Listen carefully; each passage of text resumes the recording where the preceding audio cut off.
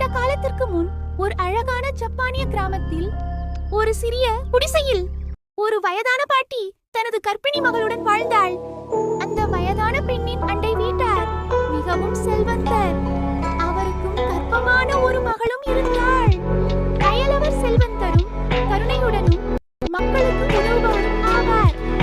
அதனால் மக்கள் அவரை மதித்தனர். அது வறிய பாட்டிக்கு பொறாமையை ஏற்படும். வலிய பொறாமை கொண்ட பாட்டி செல்வந்த பாட்டியை பற்றி வதந்திகளை பரப்பினார். ஆனால் செல்வந்த பெண் எப்போதும் தனது மகளுடன் மகிழ்ச்சியாக இருந்தாள். வறிய பாட்டியின் வதந்திகள் பலிக்கவில்லை. திருடும் போது அவளை ஒரு சூனியக்காரி பிடித்தாள். அவளிடம் பிறக்காத குழந்தையின் உடலை கொடுக்க வேண்டும் என்று சூனியக்காரி பணம், வீடு, அதிகாரம் என பலன்களை வழங்க தயாராக இருந்தாள். அதனால் அந்த தீய பாட்டி செல்வந்த அயலவரின் மகளை தேர்ந்தெடுத்தாள். அவள் செல்வந்த பெண்ணின் இல்லத்திற்கு சென்று கர்ப்பிணி மகளை கொலை செய்தாள். செல்வந்த பெண்ணின் இறந்த மகளை பார்த்ததில் அவள் மகிழ்ச்சி அடைந்தாள்.